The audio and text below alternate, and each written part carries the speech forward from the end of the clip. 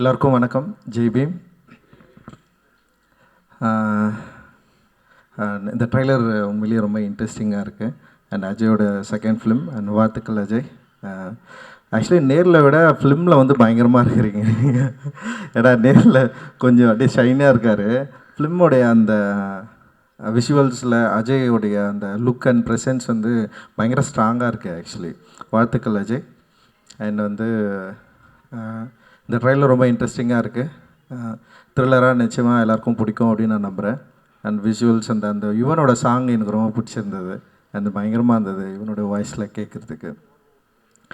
கணேஷ் பாபு ஒரு இயக்குனராக இருந்து தயாரிப்பாளராக நிறைய படம் பண்ணிட்டுருக்கேன். எனக்கு புரியல. அண்ட் இவ்வளோ படம் வந்து ப்ரொடக்ஷன் பண்ணி அண்ட் வந்து அவனோட அசிஸ்டன்ட் டைரக்டர்ஸ் எல்லோரையும் வந்து டைரெக்டராக மாற்றுறது அப்படின்றது வந்து ரொம்ப ரொம்ப முக்கியமான விஷயம்.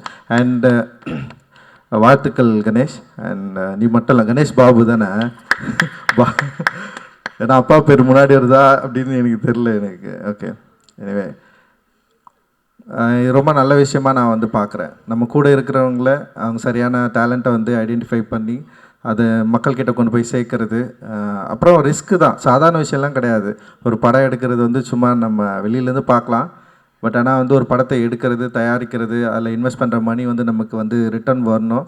அப்படி வரலன்னா அது எவ்வளோ பெரிய சிக்கலில் கொண்டு போய் விடும் அப்படின்றது வந்து ஒரு ப்ரொடியூசராக எனக்கும் தெரியும். நிறைய பிரச்சனைகளை நானும் ஃபேஸ் பண்ணிட்டுருக்குறோம். பட் ஆனால் ஒரு சவாலை தன்னுடைய நண்பர்களை தான் கூட இருக்கிற அசிஸ்டன்ட் டைரக்டர்ஸை நம்பி எடுத்துகிட்ருக்கிற கணேஷ்க்கு தயவு செஞ்சு எல்லாருமே கூட இருங்க. நீங்கள் அவரை வந்து இன்னும் வந்து சப்போர்ட்டிவாக இருந்து அவரை மென்மேலும் வளர்கிறதுக்கு என்னுடைய வாழ்த்துக்களை நான் வந்து தெரிவிச்சுக்கிறேன்.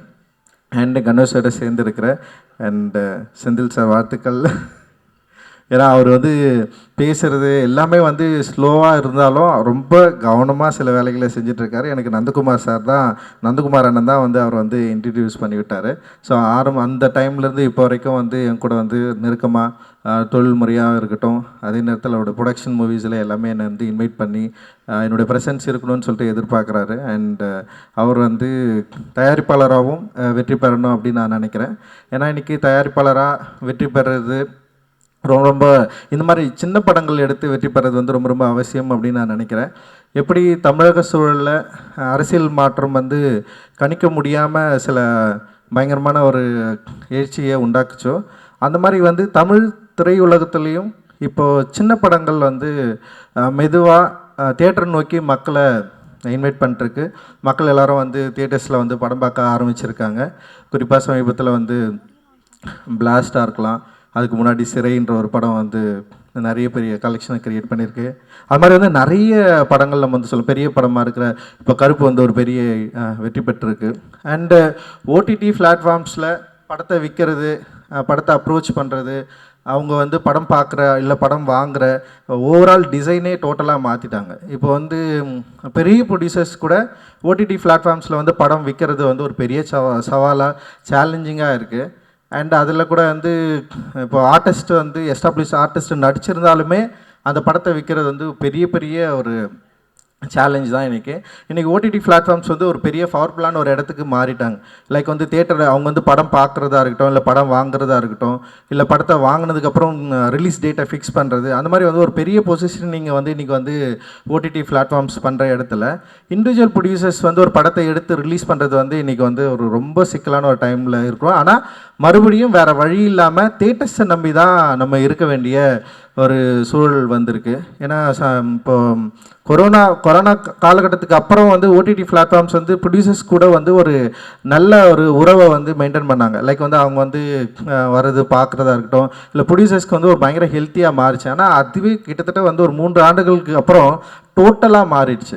இன்றைக்கி வந்து ஓடிடி பிளாட்ஃபார்ம்ஸை வந்து அப்ரோச் பண்ணுறது, இல்லை மீட் பண்ணுறது, இல்லை பார்க்குறது அப்படின்றது வந்து இன்றைக்கி வந்து ஒரு கேம் மாதிரி மாறிட்டாங்க. கிட்டத்தட்ட சிண்டிகேட் மாதிரி மாறிடுச்சு. அவங்களுக்குள்ள ஒரு பெரிய செயின் லிங்க் கிரியேட் ஆகிடுச்சு. ஒரு படத்தை விற்கிறது அப்படின்றது வந்து டோட்டலாக பயங்கரமான ஒரு சேலஞ்சிங்காக மாறின இந்த டைமில் இப்போ வந்து தியேட்டர்ஸில் வந்து ஒரு பெரிய மாற்றம் நிகழுது. நிறைய தியேட்டர்ஸ்க்கு வந்து மக்கள் வந்து படம் பார்க்க வராங்க. அண்டு நேற்று அபிபி கூட நான் பார்த்த நிறைய ஷோஸ் வந்து ஃபுல்லாக இருந்தது.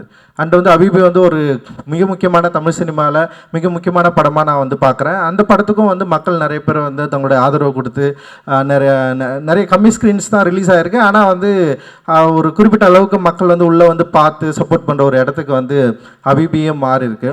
அண்டு விளம்பர யுக்திகளும் இன்றைக்கி வந்து மாறி இருக்கு.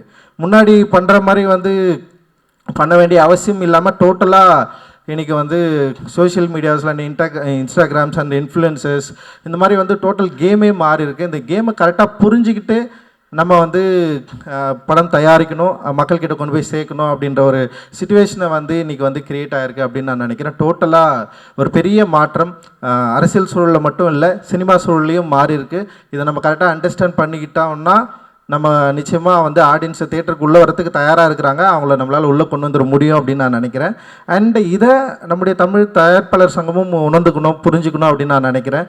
ஸோ இது மாதிரி நிறைய லேக்ஸ் இருக்குது. இப்போ இண்டிவிஜுவல் ப்ரொடியூசர்ஸ் எனக்குமே இப்போ தயாரிப்பாளர் சங்கம் வந்து அணுகிறதோ இல்லை வந்து நமக்கு நம்முடைய இஷ்யூஸை வந்து பேசுகிறதோ இல்லை வந்து மற்ற இந்த மாதிரி எனக்குமே சில தயக்கம் இருந்தாலுமே நிறைய சின்ன சின்ன ப்ரொடியூசர்ஸ்க்கும் இதோடைய பெரிய தயக்கங்கள் இருக்குது, பெரிய குழப்பங்களுக்கு.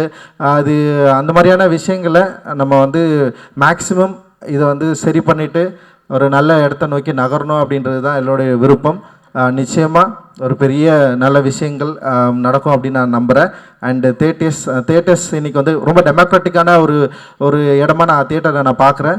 அண்டு தேட்டரை நம்பி நம்ம நல்ல படங்களை எடுத்தால் நம்ம நிச்சயமாக ஒரு நல்ல லாபம் உள்ள நல்ல தயாரிப்பாளர்களாக மாறுவோம், நல்ல இயக்குநர்களாகவும் நம்முடைய திரைப்படங்கள் மக்களை வந்து சென்றடையும் அப்படின்ற ஒரு பெரிய நம்பிக்கை இன்றைக்கி ரீசெண்டான ஸ்மால் ஃபிலிம் சக்ஸஸ் வந்து கிரியேட் பண்ணியிருக்கு. அந்த இடத்துல டார்க் படமும் நிச்சயமாக வெற்றி பெறும் அப்படின்னு நான் நம்புகிறேன். டார்க் படம் வெற்றி பெற என்னுடைய வாழ்த்துக்கள். தேங்க்யூ, ரொம்ப நன்றி. தேங்க்ஸ்.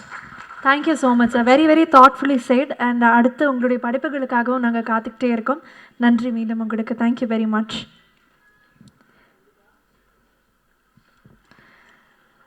அடுத்ததாக I would like to welcome நடிகர் மற்றும் தயாரிப்பாளர் நந்தகுமார் அவர்கள், அதே மாதிரி தயாரிப்பாளர் 5 ஸ்டார் கல்யாண் அவர்கள். Can we please have you on the dais?